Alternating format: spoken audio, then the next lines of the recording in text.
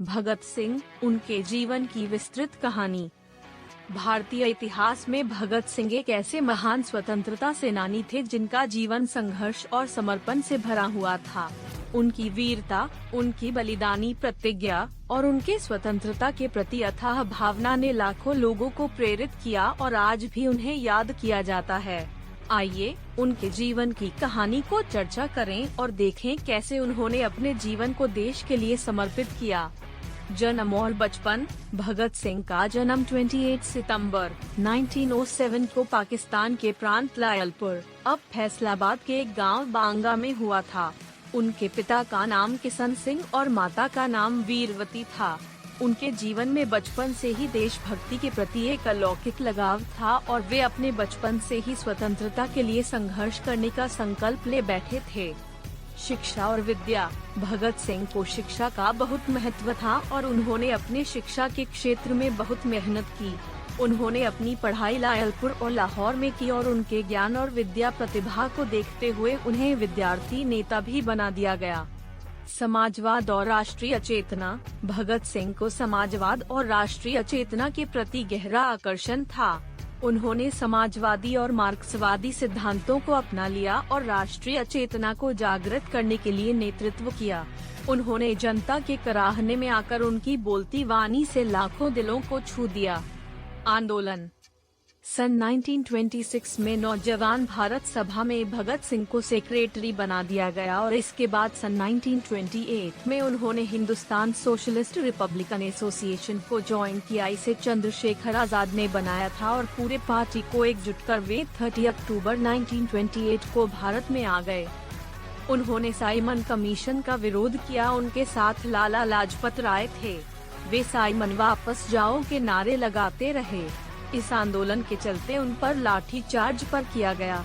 इसमें लाला लाजपत राय बुरी तरह से जख्मी हो गए। उनकी मृत्यु हो गई। लाजपत राय की मृत्यु होने के कारण देश की आजादी के लिए हो रहे आंदोलन और भी ज्यादा तेजी में आ गए।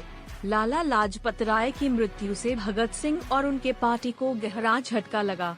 अंग्रेजों से बदला लेने की ठान ली और फिर उन्होंने अंग्रेजों को मारने का प्लान बनाया। उन्होंने अंग्रेजी पुलिस अधिकारी स्कॉट को मारने का प्लान बनाया, लेकिन गलती से उन्होंने असिस्टेंट पुलिस सॉन्डर्स को मार डाला था।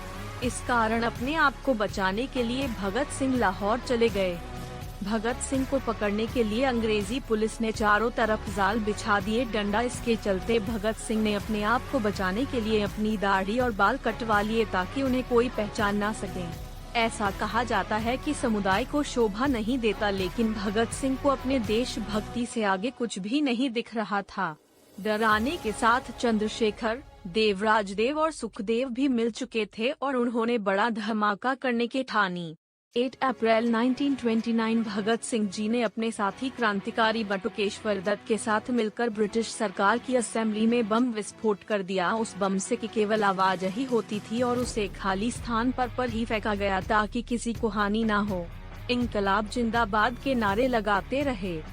भगत सिंह अंग्रेजों और भारत के लोगों को दिखाना चाहते थे कि एक हिंदुस्तानी क्या क्या कर सकता है। भगत सिंह जी अपने आप को एक शहीद बताया करते थे और उनके देश प्रेम को देखकर यह साबित हुआ कि वे एक क्रांतिकारी थे और उनकी मृत्यु वह मरे नहीं बल्कि अमर शहीद हो जाएंगे। भगत सिंह राजगुरु सुखदेव पर मुकदमा चला। उन्होंने फांसी की सजा सुनाई गई, लेकिन फिर भी वे तीनों अदालत में इंकलाब जिंदाबाद के नारे लगाते रहे। जेल में भगत सिंह के साथ अन्य भारतीयों के साथ व्यवहार नहीं किया जाता था। उसने बहुत यातनाएं सहनी पड़ती थी। इस दौरान उन्होंने एक पुस्तक भी लिखी, Why I Am Atheist। सन 1930 में भगत सिंह ने किताब लिखी। मृत्यु 24 मार्च 1931 फांसी दी जानी थी, लेकिन देश के लोगों ने उनकी रिहाई के लिए प्रदर्शन करने शुरू कर दिए। इसके चलते ब्रिटिश सरकार को डर लगने लगा कि अगर भगत सिंह को रिहा कर दिया गया तो वे सरकार को जिंदा नहीं छोड़ेंगे। लिए 23 मार्च 1931 की शाम 7:33 पर भगत सिंह और उनके साथियों सुखदेव, राजगुरु को फांसी दे दी गई।